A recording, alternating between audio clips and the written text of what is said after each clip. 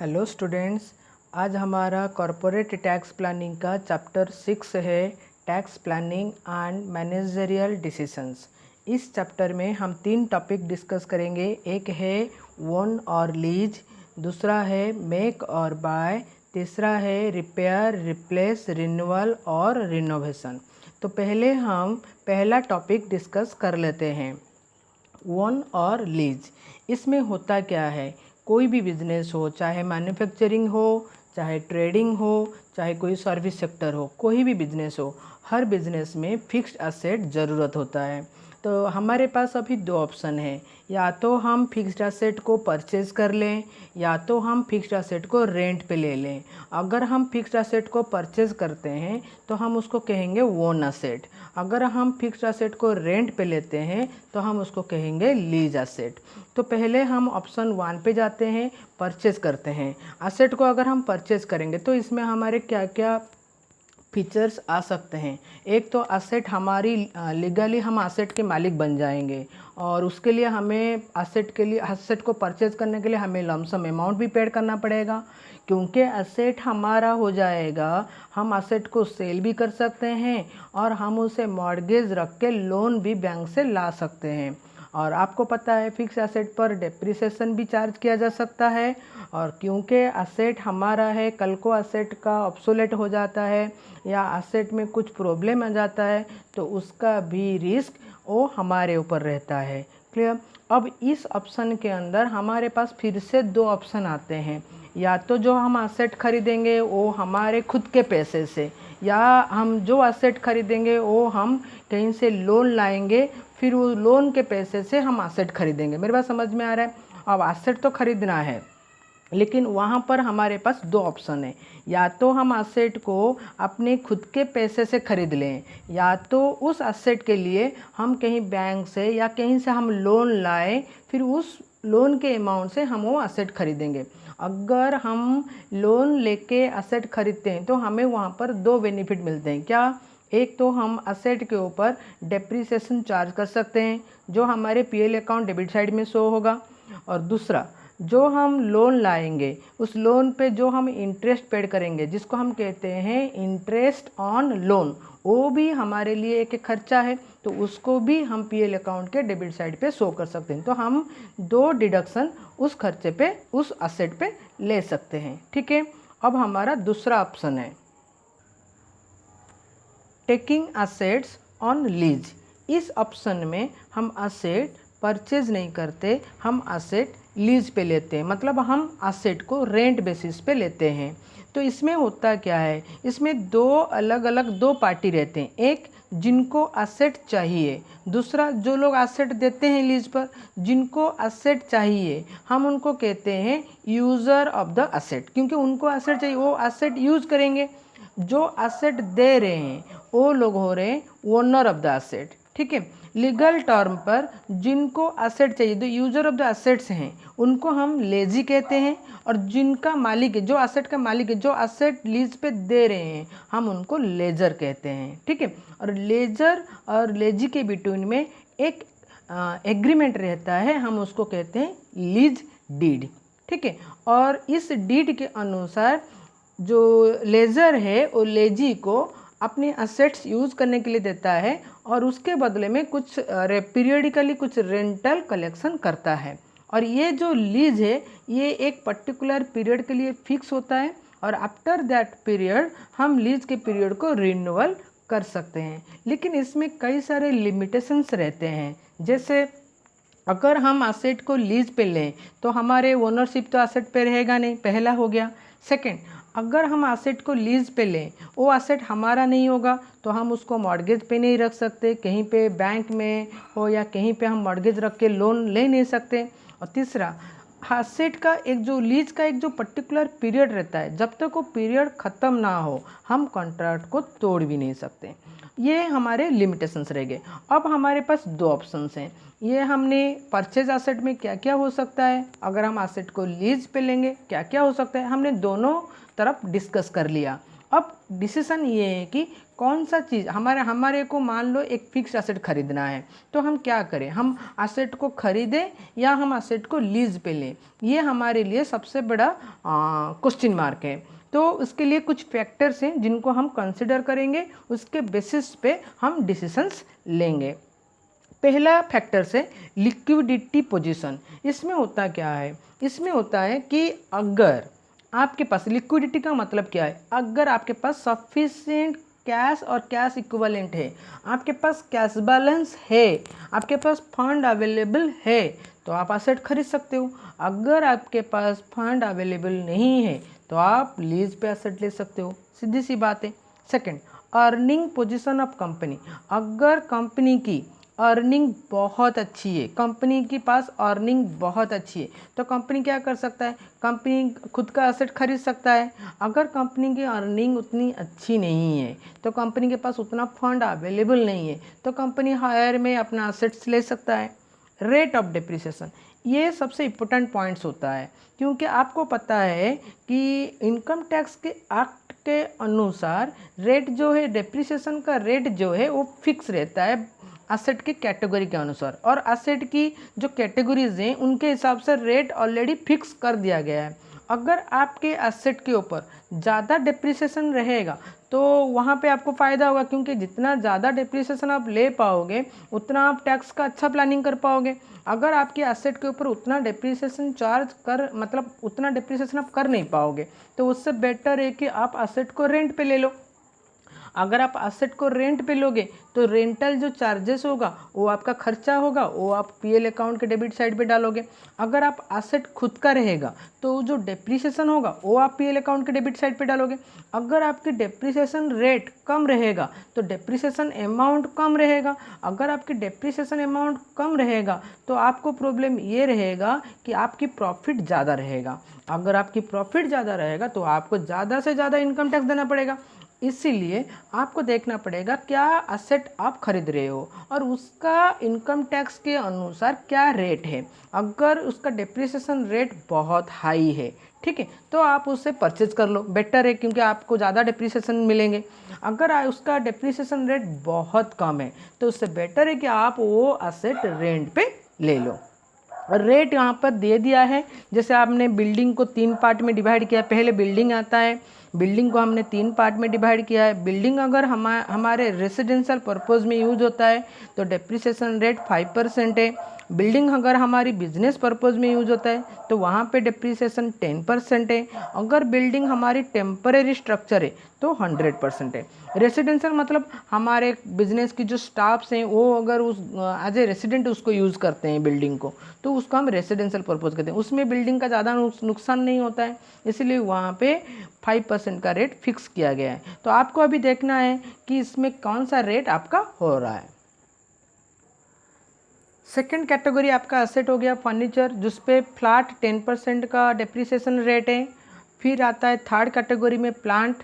Plant को हमने 4 part में डिवाइड किया है, नॉर्मल, कंप्यूटर, बुक और पॉल्यूशन इक्विपमेंट। और बुक को हमने 2 पार्ट में डिवाइड किया है, प्रोफेशनल एंड अदर। हर किसी में रेट फिक्स रहता है तो उसके हिसाब से आपको डिसीजंस लेने हैं। और चौथे कैटेगरी में शिप्स आते हैं, जो शिप के ऊपर 20% फ्लैट डेप्रिसिएशन रेट रहता है और इंटेंजिबल एसेट के ऊपर फ्लैट 25% डेप्रिसिएशन रहता है।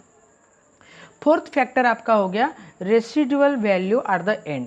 जो फिक्स एसेट आप खरीदोगे उसकी एक लाइफ पीरियड रहता है। लाइफ पीरियड के बाद फिक्स एसेट को जो बेचते हैं, जो उसका वैल्यू निकलता है उसको हम रेसिडुअल वैल्यू कहते हैं। अगर फिक्स एसेट की लाइफ पीरियड रेसिडुअल वैल्यू ज़्यादा है तो आपको फिक्स एसेट खरीद लेने से अच्छा है, क्योंकि आफ्टर लाइफ पीरियड जब आप फिक्स एसेट को बेचोगे तो आपको एक अच्छा खासा अमाउंट मिलेगा। लेकिन अगर आप जो एसेट खरीदोगे उसकी रेसिडुअल वैल्यू बहुत कम है, उसमें कोई आप अगर 10 साल 5 साल जो लाइफ पीरियड के बाद अगर उसकी रेसिडुअल वैल्यू पूरा बिल्कुल जीरो है तो उस केस में आप क्या करोगे, उससे बेटर है कि आप रेंटल पे एसेट ले लो। तो अगर आपको देखना पड़ेगा कि आपकी जो अगर रेसिडुअल वैल्यू जो है अगर ज़्यादा है, अगर कुछ रेसिडुअल वैल्यू आपको मिलता है आपकी एसेट से, तो वह एसेट आप खुद से परचेज कर सकते हो। अगर आपकी एसेट में रेसिडुअल वैल्यू बहुत कम है या जीरो के बराबर हैं तो आप उससे बेटर है कि आप उसे लीज पे ले सकते हो। रिलायबिलिटी ऑफ लेजर, अब जो जिनसे आप एसेट लेते हो, लेजर जो होते हैं, जो लीजिंग कंपनीज हैं, तो जो जिनसे आप लीज पे एसेट ले रहे हो, अगर वो रिलायबल हैं तो बेटर है। अगर वो रिलायबल नहीं है, अगर बीच में वो अपना कॉन्ट्रैक्ट तोड़ दें या बीच में उन्होंने कुछ लीज का जो रेंट है वो बढ़ा दें, कुछ ऐसा प्रॉब्लम हो जाएगा तो आपको बहुत मुश्किल हो सकते हैं फ्यूचर में। अगर आपकी जो लेज़र हैं और रिलायबल है तो आप लीज में ले सकते हो, कोई प्रॉब्लम नहीं है, क्योंकि लीज पे लोगे टेंशन फ्री रहेगा, कोई रिपेयर का टेंशन नहीं, मेंटेनेंस का टेंशन नहीं, आपको बस रेंट देना है और वो रेंट जितना आप रेंट दोगे उतना आप पीएल में डाल दोगे, तो टेंशन फ्री रहता है। लेकिन जो लेज़र है वो रिलायबल होना चाहिए। अवेलेबिलिटी ऑफ क्रेडिट, क्रेडिट क्या होता है? क्रेडिट फैसिलिटी मतलब आपको जो उधार अगर आप मान लो परचेज करोगे एसेट, अगर आपको जो सप्लायर है जो आपको एसेट दे रहा है, अगर वो क्रेडिट फैसिलिटी दे रहा है कि हाँ आप एसेट ले लो, आप ईएमआई में पैसा देते रहना, तो उस केसेस में आप परचेज कर सकते हो एसेट, कोई प्रॉब्लम, क्योंकि क्रेडिट फैसिलिटी आपको मिल रहा है सप्लायर से। अगर क्रेडिट फैसिलिटी नहीं मिल रहा है, पूरा का पूरा अमाउंट आपको देके एसेट को परचेज करना पड़ेगा, उससे बेटर है कि आप एसेट लीज पे ले लो। अगर आपको एसेट क्रेडिट पीरियड मिलेगा, आपको ईएमआई मिल जाएगा, कुछ टाइम पीरियड मिल जाएगा पेमेंट करने के लिए, तब तो आप एसेट को क्रेडिट में खरीद सकते हो, परचेज कर सकते हो। तो 7th पॉइंट आपका हो गया टैक्स कंसिडरेशन इन बाय और लीज। इस पॉइंट पर ही हमारा टॉपिक ज़्यादा लाइज करता है, क्योंकि हमें यही चीज़ पढ़ना है, टैक्स कंसिडरेशन इन बाय और लीज। अगर हमें किस में ज़्यादा बेनिफिट है, अगर हम एसेट को परचेज करते हैं उसमें ज़्यादा टैक्स का बेनिफिट है, या हम एसेट को लीज पे लेते हैं उसमें ज़्यादा टैक्स का बेनिफिट है, ये भी एक फैक्टर हो गया, इसको भी हमको अच्छी तरह से देखना है। अगर हमें जहाँ पर हमें ज़्यादा टैक्स का बेनिफिट मिलेगा हम वो डिसीजन ले सकते हैं। तो इसमें हम दो पार्ट में इसको डिवाइड कर देते हैं। पहला पार्ट होता है हमारा tax effect in case of purchase asset. अगर हम एसेट को परचेज करेंगे तो हमारे टैक्स इफेक्ट क्या क्या रहेगा। पहला, बायर कैन क्लेम डेप्रिसिएशन आज एक्सपेंसिव, मैं पहले ही बता दिया हूँ, अगर हम परचेज करेंगे खुद का एसेट रहेगा तो हम एसेट का डेप्रिसिएशन चार्ज कर सकते हैं। Second, buyer can also charge expenses incurred on repair maintenance etcetera of the assets. अब देखो, बायर की खुद की एसेट रहेंगे, जो भी वो एक रिपेयर या मेंटेनेंस पे जो भी एक्सपेंसेस करेगा, जो भी खर्चा करेगा, सारे खर्चे का वो पीएल अकाउंट के डेबिट साइड पे डाल सकता है, उसका भी कोई प्रॉब्लम नहीं है।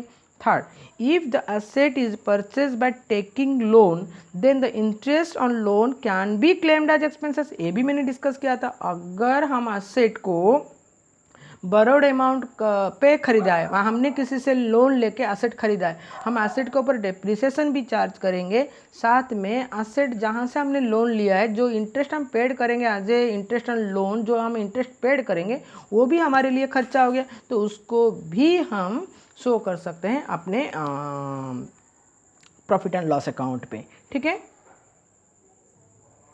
सेकेंड केस हमारा हो गया tax effect in case of taking assets on lease.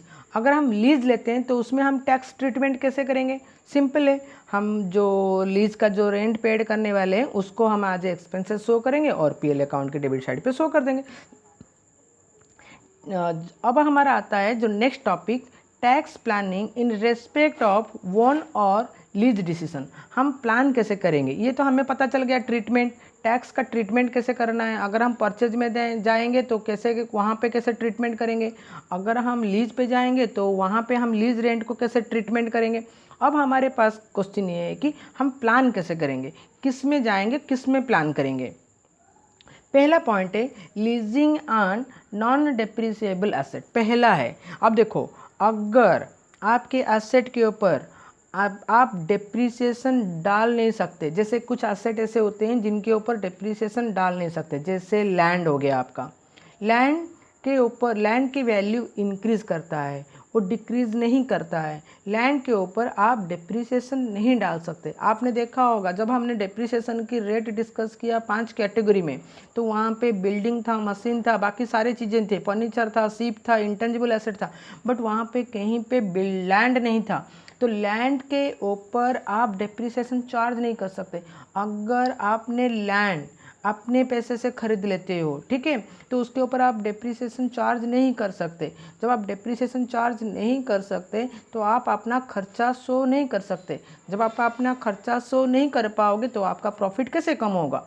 तो इस केस में आपको बेटर है कि आप लैंड लीज पे लो। अगर आप लैंड लीज पे लेते हो, जो आप लीज का रेंट दोगे वो आप खर्चा शो करोगे और आपकी बिजनेस इनकम कैलकुलेशन के टाइम पर आप उसे एज ए एक्सपेंसेस शो करोगे और आपका जो इनकम होगा वो कम आप शो कर सकते हो, ठीक है। Second, bargaining on pattern of lease rental. अब देखो, जब आप लीज लेते हो, कोई एसेट आप जब लीज लेते हो तो आप अपना जो लेज़र हैं आप उनके साथ एक अच्छे रिलेशन बिल्ड कर सकते हो, उनसे बार्गेन कर सकते हो। जैसे मैं एक एग्जांपल देता हूँ। सपोज करो मैंने नया बिजनेस स्टार्ट किया है, तो मैं देख रहा हूँ कि अभी इनिशियल पीरियड में मेरे उतनी प्रॉफिट नहीं होंगे, बाद के पीरियड में मेरे प्रॉफिट होंगे। तो मैं क्या कर सकता हूँ, जो लीजिंग कंपनीज़ हैं या जो मेरे को लीज दे रहे हैं, जो लेज़र्स हैं, तो मैं उनको कह सकता हूँ कि ऐसा है कि इनिशियल पीरियड में आप लीज का रेंट थोड़ा कम रखो, ठीक है, क्योंकि अब मेरा प्रॉफिट उतना नहीं है। तो जब मेरा प्रॉफिट ज़्यादा होंगे आप लीज का जो रेंट का जो वैल्यू है अब ज़्यादा रखना। तो क्या होता है, कभी कभी ऐसा भी हो सकता है कि इनिशियल पीरियड में हमारा प्रॉफिट ज़्यादा रहता है, बाद के पीरियड में प्रॉफिट कम हो जाते हैं। तो हम लीजिंग कंपनी को ये कह सकते हैं कि इनिशियल पीरियड में आप लीज का रेंट ज़्यादा रख दो, क्योंकि उस टाइम पे हमारा प्रॉफिट ज़्यादा है। अगर लीज का रेंट हमारा ज़्यादा रहेगा तो उस केसेस में क्या रहेगा कि हमें प्रॉफिट से वो खर्चा डालने का मौका मिल जाएगा, क्योंकि उस टाइम पे जितना हम एक्सपेंसेस शो करेंगे उतना हमारा प्रॉफिट कम होगा। देखो, मान लो मेरे को जो लीजिंग कंपनी है उनको तो एक पर्टिकुलर पीरियड के लिए पेमेंट देना ही देना है, फिक्स देना है। लेकिन मैं क्या करता हूँ, वही पैसा थोड़ा बार्गेन कर लेता हूँ। मैं कहता हूँ देखो, मैं आपको जो पैसा देने वाला था लास्ट पीरियड में मैं अभी दे सकता हूँ। मेरा अगर अभी ज़्यादा प्रॉफिट हो रहा है मैं आपको ज़्यादा लीज रेंट दे रहा हूँ, जब मेरा प्रॉफिट कम होंगे तो मैं लीज रेंट आपको कम दूंगा। ऐसे करके आप जो लीजिंग कंपनीज हैं, जो लेज़र हैं, आप उनके साथ एक बार्गेन कर सकते हो और उसी के हिसाब से आप उनके साथ एक टर्म कंडीशन भी रख सकते हो। कंसिडरेशन, जो थर्ड पॉइंट है आपका, कंसिडरेशन टू टैक्स हॉलीडेज। इसमें क्या होता है, ये टैक्स हॉलीडेज़ का मतलब क्या होता है, जब आप कोई नई बिज़नेस स्टार्ट करते हो, जब आप कोई नया इंडस्ट्री करते हो, तो आपको एक टैक्स हॉलीडे गवर्नमेंट की तरफ से एक इंसेंटिव मिलता है कि मैंने एक नई इंडस्ट्री किया तो गवर्नमेंट मेरे को टैक्स हॉलीडे दे दिया कि 3 साल तक आपको कोई इनकम टैक्स करना नहीं है, आपको देना ही नहीं है, आपका जितना प्रॉफिट है आपको तो इनकम टैक्स देना ही नहीं है, ठीक है।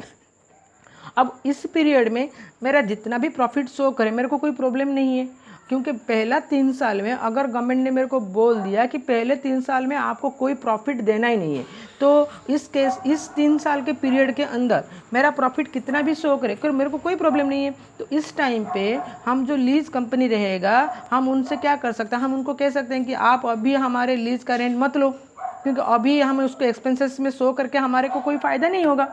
जब 3 साल के पीरियड ख़त्म हो जाएंगे, जो हमारे पेंडिंग लीज रेंट है वो हम आपको मिला के एक बार में लीज रेंट ज़्यादा दे देंगे, तो ज़्यादा एक्सपेंसेस शो कर सकते हैं। तो इसे टैक्स हॉलीडेज़ का भी हम फ़ायदा उठा सकते हैं। वो भी हम एक जो लेज़र हैं, जो लीजिंग कंपनी, उनके साथ डिस्कस करके भी हम उस पीरियड के लिए भी उनके साथ एक कंसिडरेशन कर सकते हैं। एसेट्स रिक्वायर्ड, जो हमारा फोर्थ पॉइंट है, assets required for short duration. अगर हमें एक शॉर्ट पीरियड के लिए एसेट चाहिए तो उस पीरियड के लिए हम एसेट को परचेज करना हमारे लिए बेकार है, बेवकूफ़ी हो जाएगा। हम क्यों एसेट को खरीदें जब हमारे एसेट बहुत ही कम पीरियड के लिए हमें एसेट चाहिए, तो उस टाइम पर हम एसेट को लीज पे ले सकते हैं। अगर हमें पता है कि हमें जो एसेट चाहिए वो बहुत ही कम समय के लिए चाहिए तो हम एसेट नहीं खरीदेंगे, ज़्यादा बेटर है कि हम एसेट को लीज पे ले लेंगे, ठीक है। Own business premises is beneficial to the owner. अच्छा, ये बिजनेस प्रीमाइसेस जो होते हैं, ठीक है, जिसे एक ज़मीन हो गया, उसके ऊपर लैंड हो गया, उसको हम बिजनेस प्रीमाइसेस कहते हैं। क्या ये खुद का होना फ़ायदेमंद है? क्या हम वो बिजनेस खुद परचेज कर लें तो बेटर, क्योंकि हम थोड़े आगे अभी पढ़ाई कर रहे थे। अगर हम लैंड परचेज करते हैं तो लैंड के ऊपर हम डेप्रिसिएशन चार्ज नहीं कर सकते, लीज में लेने से लैंड बेटर है। लेकिन प्रीमाइसेस का मतलब होता है लैंड इंक्लूड बिल्डिंग, ठीक है। वहाँ पर आपका लैंड भी है और बिल्डिंग भी है, तो आप बिल्डिंग के ऊपर डिप्रिसिएशन डाल सकते हो। हाँ, लैंड के ऊपर नहीं डाल सकते, लेकिन बिल्डिंग के ऊपर डाल सकते हो। लेकिन अगर आप प्रीमाइसेस परचेज करते हो, ठीक है, उसका आपको कई सारे बेनिफिट्स भी हो सकते हैं, जैसे इंक्रीज गुडविल, आपकी एक अच्छे गुडविल बनेगा मार्केट में कि हाँ उनका खुद का ज़मीन है, उनका खुद का बिल्डिंग है, ठीक है। टेंशन फ्री, आप हमेशा आप टेंशन फ्री भी रहोगे। यूज आज मॉर्गेज, खुद का बिल्डिंग है, लैंड है, आप उसे मार्केट में मॉर्गेज रख सकते हो। Value of premises generally increases with passage of the time, क्योंकि वहाँ पे लैंड है तो लैंड का वैल्यू तो इंक्रीज करेगा टाइम के साथ, तो वो आपका सेकंड, आपको एक एडिशनल बेनिफिट आपके हो जाएंगे। Notional rent of owned business premises is not taxable in hand of owner. अब खुद का रेंट है, खुद को तो देना नहीं पड़ेगा रेंट। अब खुद के रेंट जब खुद को देना नहीं पड़ेगा तो आपको उसके ऊपर भी टैक्स नहीं लगेगा, आप अपना इनकम भी शो नहीं करोगे। अलाउबिलिटी ऑफ फॉलोइंग एक्सपेंडिचर, अब बिल्डिंग के ऊपर जो डिप्रिसिएशन आप वो शो कर सकते हो, रिपेयर की खर्चा शो कर सकते हो। अगर आपने बिल्डिंग और प्रीमाइसेस अपने लोन पे खरीदा है तो इंटरेस्ट एंड लोन भी आप अपने अकाउंट में शो कर सकते हो। तो ये आपके लीज के और ये परचेज असेट के कई सारे ऐसे पॉजिटिव और नेगेटिव पॉइंट्स हो गए जो आपको अच्छे से देखना है कि आप कौन सा असेट खरीद रहे हो और किस में ज़्यादा बेनिफिट्स होते हैं, किस में ज़्यादा पॉजिटिव पॉइंट्स निकलते हैं, किस में आप ज़्यादा टैक्स बचत कर सकते हो।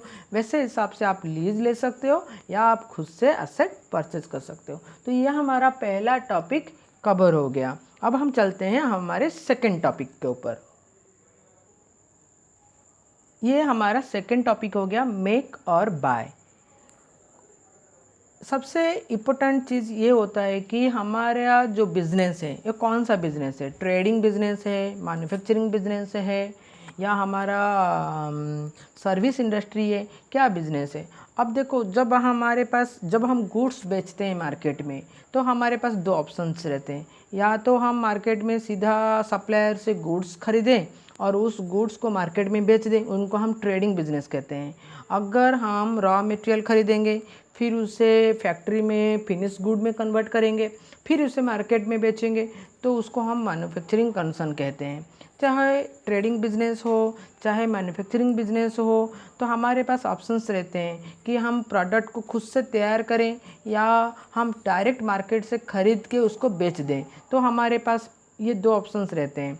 अब हम देखना है कि जिसमें ज़्यादा हमें टैक्स की बेनिफिट हो, जिसमें हमें ज़्यादा टैक्स का बचत हो, हम वो चीज़ कर सकते हैं।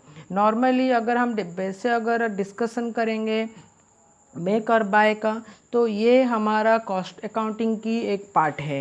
तो हमने कॉस्टिंग में ये चीज़ हम डिस्कस किए थे कि मेक और बाय में मार्जिनल कॉस्टिंग में कैसे हम इस चीज़ को डिसीजन लें कि हमें प्रोडक्ट तैयार करना है या प्रोडक्ट हम डायरेक्ट मार्केट से ख़रीद के उसको बेचना है।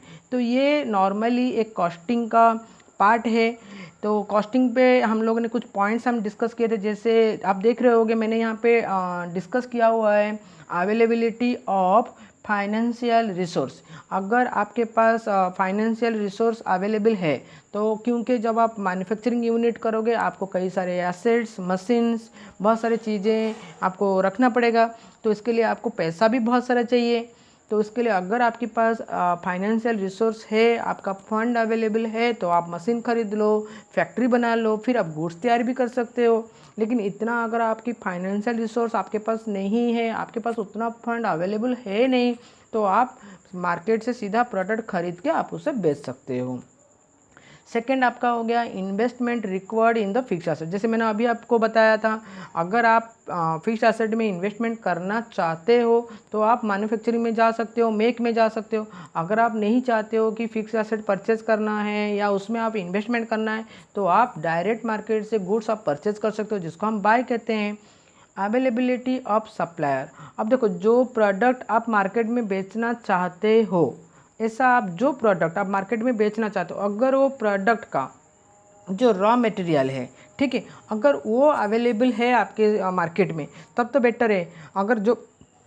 अगर उसका रॉ मटेरियल अवेलेबल नहीं है थोड़े से सप्लायर्स हैं तो ओबियसली रॉ मटेरियल बहुत हाई रेट में बेचेंगे। अगर रॉ मटेरियल की कॉस्ट ज़्यादा हो जाएगा तो ओबियसली जो प्रोडक्ट का कॉस्ट है वो ज़्यादा हो जाएगा, फिर आपको मार्केट में सर्वाइव करना बहुत मुश्किल हो जाएगा। अगर मार्केट में बहुत सारे सप्लायर्स हैं और इजीली रॉ मटेरियल अवेलेबल हो रहा है तो आप रॉ मटेरियल सस्ते में आप खरीद सकते हो, आप सस्ते में खरीद के प्रोडक्ट आप तैयार कर सकते हो। तो अगर आपको देखना पड़ेगा मार्केट में सप्लायर अवेलेबल है या नहीं है। कंपटीशन एमंग सप्लायर्स, अगर बहुत सारे सप्लायर्स रहेंगे ओबियसली उनके अंदर कंपटीशंस रहेगा। अगर उनके अंदर कंपटीशंस रहेगा आप एक दो सप्लायर से बार्गेन कर सकते हो, रॉ मटेरियल का प्राइस जो है वो कम करवा सकते हो। अब जितना आप रॉ मटेरियल का प्राइस कम करोगे आपकी प्रोडक्ट प्राइस उतना कम होगा। तो अगर ज़्यादा सप्लायर रहेंगे तो कंपटीशन ज़्यादा रहेगा और जो रॉ मटेरियल का प्राइस भी कम रहेगा। एग्जिस्टेंस ऑफ आइडियल कैपेसिटी, अगर आपके पास ऐसे रिसोर्स आइडियल कैपेसिटी है, मतलब आप ऑलरेडी एक प्लांट या मशीन खरीद चुके हो, आप उसे यूज़ कर रहे हो, अभी उसका कैपेसिटी जो है अभी आइडल है आपका। आप जो मशीन अभी आपके पास जो मशीन है उस मशीन का कैपेसिटी है 1000 यूनिट आप प्रोड्यूस कर सकते हो, लेकिन आप अभी प्रोड्यूस कर रहे हो 500 यूनिट, अभी भी आपकी आइडियल कैपेसिटी है, अभी भी आप 500 यूनिट और प्रोड्यूस कर सकते हो। आपको ये 500 यूनिट प्रोड्यूस करने के लिए एडिशनल कोई खर्चा आपको देना नहीं पड़ेगा, तो उसके लिए बस आपको रॉ मटेरियल खरीदना है, आपको कोई दूसरा मशीन भी नहीं खरीदना है, तो उस केस में आप प्रोडक्ट मैन्युफैक्चरिंग कर सकते हो। अगर आपके पास आइडियल कैपेसिटी नहीं है, अगर आपकी जितना कैपेसिटी आप उतना प्रोडक्ट बना चुके हो तो उस केस में आप मार्केट में प्रोडक्ट खरीद लो। फॉर एग्जांपल अगर मान लो मेरे पास एक मशीन है, ठीक है, और मैं कुछ ऐसे प्रोडक्ट बना रहा हूँ जिसका मार्केट में डिमांड है, तो मैं जो प्रोडक्ट बना रहा हूँ मेरे पास जो मशीन है मैं 1000 यूनिट बनाने का कैपेसिटी है, तो मैं 1000 यूनिट बना दिया और मार्केट के डिमांड के हिसाब से मुझे और भी प्रोडक्ट चाहिए। मान लो मार्केट के डिमांड के हिसाब से मेरे को 1200 यूनिट चाहिए और मेरा जो मशीन की कैपेसिटी है वो 1000 है, फिर 200 यूनिट के लिए मैं दूसरा एक मशीन तो परचेज नहीं करूँगा ना, मैं वो 200 यूनिट्स मार्केट से खरीद सकता हूँ और मार्केट से खरीद के 1200 यूनिट का मैं डिमांड फुलफिल कर सकता हूँ। लेकिन अगर मान लो मेरा मशीन की कैपेसिटी 1500 है तो मेरे को मार्केट के डिमांड 1200 फुलफिल करना है, तो मैं ऑलरेडी 1000 बना रहा था और 200 में बना सकता हूँ, मार्केट से परचेज क्यों करूँगा। तो ये देखना पड़ेगा कि जो मशीन की कैपेसिटी है वो आइडल है या नहीं है। Market price of the product, जो प्रोडक्ट आप तैयार कर रहे हो उसका जो कॉस्ट प्राइस है मार्केट में अवेलेबल कॉस्ट प्राइस को साथ आपको कंपैरिजन करना पड़ेगा। अगर आप कोई प्रोडक्ट बना रहे हो, मेक कर रहे हो और उसका कॉस्ट प्राइस अगर मार्केट के सेल प्राइस से ज़्यादा हो जा रहे तो आपको मार्केट में सर्वाइव करना मुश्किल हो जाएगा। तो आपको मार्केट प्राइस का प्रोडक्ट का देखना पड़ेगा, उसके हिसाब से आपको डिसीजन लेने पड़ेंगे कि मैं प्रोडक्ट मैन्युफैक्चर करूँगा या डायरेक्ट प्रोडक्ट मार्केट से खरीद के उसको बेच दूँगा। लेकिन ये तो हमने जो डिस्कस किया ये सारे पॉइंट्स कॉस्टिंग के बेसिस हो गए। अब हम डिस्कस करेंगे टैक्स के जो पॉइंट ऑफ व्यू से क्या क्या डिसीजन हमारे लिए बेटर हो सकते हैं। अब मैंने यहाँ पे कुछ लिखा है, जैसे if a business house decided to make a product then a business is setting of new industry, in such case the following tax incentive are available to new industry. अगर देखो, अगर आप डिसाइड करते हो कि नहीं मेरे को गुड्स मैन्युफैक्चर करना है, अपना खुद का प्रोडक्ट मैन्युफैक्चर करना है, तो इसके लिए आपको नया इंडस्ट्री सेटअप करना पड़ेगा। ऐसा तो नहीं है कि आप वैसे डायरेक्ट बना लोगे गुड्स, तो आपको नए इंडस्ट्री मैन्युफैक्चर करना पड़ेंगे, आपको बहुत सारे मशीन्स एसेट्स खरीदने पड़ेंगे, एक फैक्ट्री एस्टेब्लिश करना पड़ेगा। अब क्या होता है हमारे गवर्नमेंट से, ठीक है, हमारे गवर्नमेंट से न्यू इंडस्ट्री सेटअप करने के लिए कई सारे इंसेंटिव्स रहते हैं। अगर आप ऐसे कोई इंडस्ट्री ओपन करते हो जो गवर्नमेंट के हिसाब से, गवर्नमेंट की रूल के अनुसार, गवर्नमेंट की जो प्रेस्क्राइब्ड सेक्शन के अनुसार अगर आप कोई इंडस्ट्री ओपन करते हो, नया इंडस्ट्री आप ओपन करते हो, आपको गवर्नमेंट की तरफ से कई सारे इंसेंटिव दिए जाते हैं। अगर आप, जैसे मैंने यहाँ पे कुछ डिस्कस किया है, आप देख सकते हैं, पहला जो पॉइंट है tax holiday under section 10AA in respect of newly established unit in special economic zone। अब आपको पता है इकोनॉमिक जोन ये गवर्नमेंट का डिसाइडेड एरिया है, तो गवर्नमेंट कह रहा है अगर आप स्पेशल इकोनॉमिक जोन एरिया में कोई नया इंडस्ट्री एस्टेब्लिश करते हो तो मैं आपको अंडर सेक्शन 10AA अनुसार क्या दूंगा, deduction shall be allowed at the rate 100% of profit and gain. आपको 100% प्रॉफिट एंड गेन का डिडक्शन मिल जाएगा, मतलब आपको 1 रुपये का भी टैक्स नहीं देना पड़ेगा फॉर 5 कंजिक्यूटिव असेसमेंट ईयर, पूरे 5 साल के लिए। 5 साल आपको बहुत है आपके बिजनेस को एग्जिस्ट करने के लिए। 5 साल पीरियड के लिए आपको गवर्नमेंट आपसे 1 भी पैसा टैक्स नहीं लेगा, 100% आपका प्रॉफिट एंड गेन को डिडक्शन कर लेगा। And assessment year beginning with the initial assessment year and then 50% of profit and gain for the next 5 year। खाली जो पहला 5 साल है उसमें आपको 100% का डिडक्शन मिल जाएगा, जो नेक्स्ट 5 ईयर है उसमें फिर से आपको 50% का डिडक्शन मिल जाएगा। ठीक है, तो कुल मिला के आपको 10% का यहाँ पे आपको ऑप्शन से हो गया। तो ये पहला ऑप्शन है इंसेंटिव है, जो अगर आप कोई नया industry special economic zone area में ओपन करते हो तो गवर्नमेंट के हिसाब से जो पहले 5 साल रहेंगे वो आपके 100% प्रॉफिट एंड गेन डिडक्शन हो जाएंगे, और नेक्स्ट जो 5 ईयर के लिए 50% प्रॉफिट एंड गेन का डिडक्शन आपको मिल जाएगा। ठीक है, जो नेक्स्ट आपका इंसेंटिव है वो है आपका deduction under section 80IA for infrastructure project.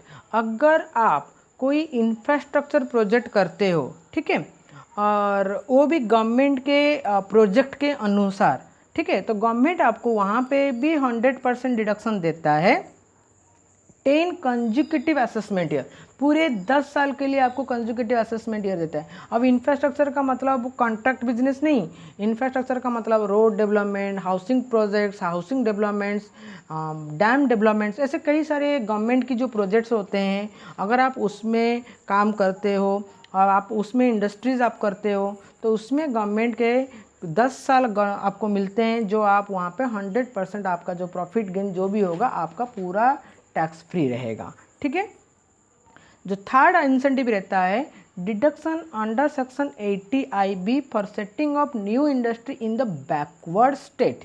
इस केस में भी आपको 100% डिडक्शन रह जाता है फर्स्ट 5 ईयर के लिए, then 30% for the next year के लिए रहता है।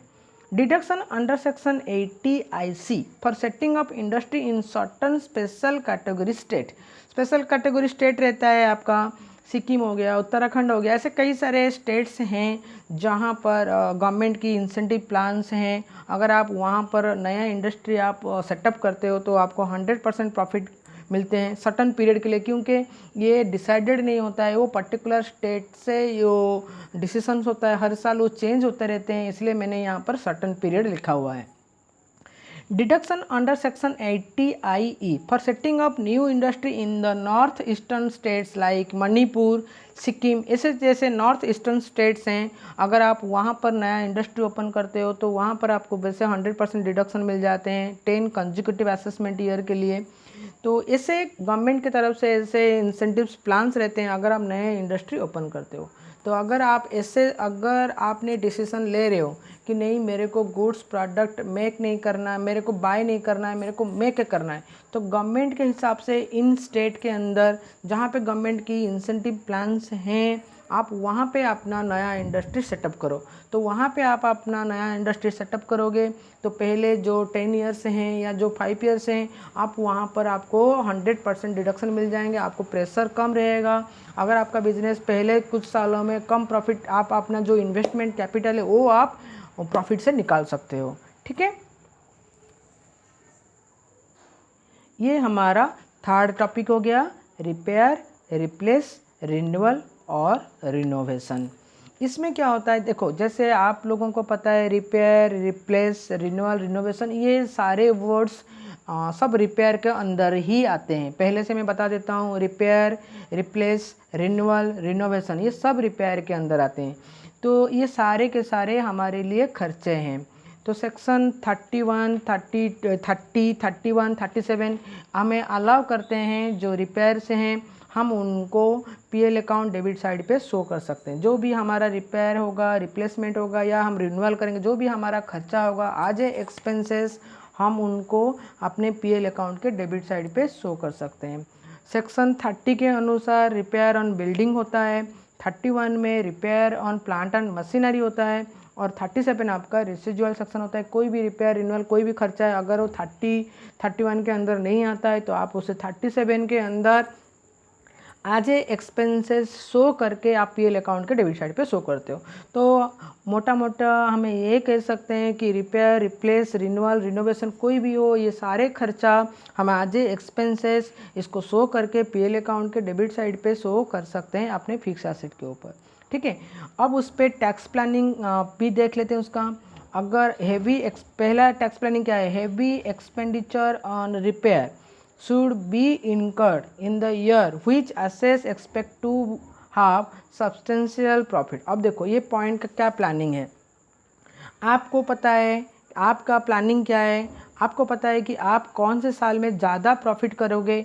आपका अगर आपने पहले से कुछ एज्यूम कर रखा है कि और पर्टिकुलर आपका एक पीरियड रहता है कि हाँ इस साल हमारा प्रॉफिट ज़्यादा होगा, तो उसी साल आप अपनी जो मेजर रिपेयर है वो आप करवा लो। उससे क्या होगा, फ़ायदा क्या होगा उसमें, क्योंकि उसी साल आपका ज़्यादा प्रॉफिट है तो आप मेजर रिपेयर करोगे तो आपके खर्चा भी ज़्यादा दिखाओगे, तो प्रॉफिट का क्या होगा, आपका प्रॉफिट कम होगा। अब प्रॉफिट जितना कम होगा आपका उतना टैक्स भी कम देना पड़ेगा। मान लो एक साल में आपका प्रॉफिट बहुत कम है, ठीक है, और आपने उसमें मेजर रिपेयर दिखा दिया तो उसमें कोई फ़ायदा नहीं होगा, आपकी प्रॉफिट बहुत कम हो जाएगा, उससे कोई मतलब भी नहीं बचेगा। अगर किसी साल अगर आपके ज़्यादा प्रॉफिट है, ठीक है, तो उसी साल आप मेजर रिपेयर को दिखाओ तो आपको फ़ायदा होंगे, नहीं तो आपको फ़ायदा नहीं होगा। नेक्स्ट पॉइंट है, in place of replacing of asset in entirely it is advised that part or parts of the asset should be replaced. अब देखो वो क्या कह रहा है, अगर कोई मशीन में कोई खराबी है, ठीक है, पूरा मशीन को बदल देंगे उससे बेटर है कि आप उस मशीन को रिपेयर कर लो, क्योंकि मशीन को बदल देना मतलब एक ह्यूज एक्सपेंडिचर हो जाएगा, नया एसेट आपको ख़रीदना पड़ेगा। अब उस मशीन को बेच के फिर उसमें एडिशनल कैपिटल इन्वेस्टमेंट करके अब नया मशीन खरीदने से बेटर है कि उस मशीन के अंदर जो पार्ट्स हैं जो रिपेयर आप कर लो, जो पार्ट्स आप रिप्लेसमेंट कर लो। पूरा मशीन को रिप्लेस करने से बेटर है उसके अंदर जो पार्ट खराब है उनको आप रिप्लेस कर लो। उनको रिप्लेस करने से क्या है कि उनको आज रिपेयर एक्सपेंडिचर आप पीएल अकाउंट के डेबिट साइड पे शो करोगे और आपकी जो प्रॉफिट है वो कम शो कर पाओगे। ठीक है, तो इसीलिए उसने कहा है कि it is advise that part or parts of the asset should be replace. आप पूरा मशीन को रिप्लेस ना करा के उसके अंदर जो पार्ट्स हैं आप उनको रिप्लेस करा सकते हो। थर्ड है, assessee should maintain full detail of heavy expenditure, क्योंकि आप गवर्नमेंट से डिडक्शन ले रहे हो कि हाँ हमने इतना एक्सपेंडिचर रिपेयर पे किया है, हमने इतना पार्ट्स रिप्लेसमेंट पे किया है, तो उसका डिटेल आपको मेंटेन करना पड़ेगा, क्योंकि obviously government end of the date आपसे एक्सपेंडिचर का डिटेल मांगेगा कि आप अगर डिडक्शन ले रहे हो तो उसका पूरा चिट्ठा आपके पास होना चाहिए। If repair involve replacement of parts or parts etc., then the company must ensure that a separate disclosure is made in bill of cost of parts replaced। अगर आप कोई पार्ट्स को रिप्लेस कर रहे हो, पुराने पार्ट्स को निकाल के नया पार्ट्स आप मशीन में लगा रहे हो, तो उस जो पार्ट्स आप लगा रहे हो उसका भी, जो पार्ट आपने जहाँ से ख़रीदा उसका जो बिल और रिपेयर का जो बिल, दोनों आपको मेंटेन करने पड़ेंगे, दोनों आपको गवर्नमेंट को शो करना पड़ेगा। तो आप उसके लिए सेपरेट सब फाइल्स बना के आप उसका बिल भी मेंटेन करना पड़ेगा आपको, क्योंकि आप अगर सारे डॉक्यूमेंट आपके पास क्लियर रखोगे, कल को जब डिडक्शन लेते समय जो भी आपको जो शो करोगे पीएल अकाउंट डेबिट साइड पे, तो आपको आसान रहेगा। आप गवर्नमेंट को प्रूफ कर सकते हो कि हाँ मैंने पार्ट्स रिप्लेसमेंट किए थे या मैंने रिपेयर किया था, जो भी है आप उसे गवर्नमेंट को प्रूफ कर सकते हो। तो ये इसी के साथ हमारा आज के ये चैप्टर कंप्लीट हुआ। आप एक बार उससे अच्छे तरह से वीडियो को एक दो बार अच्छे तरह से वीडियो को सुन लेना अच्छे से, अगर फिर उसे अपने हिसाब से एक बार बुक में भी आप इसको पढ़ लेना। फिर भी अगर कोई डाउट्स रहता है तो आप मुझे क्वेश्चन कर लेना। ठीक है, बाय।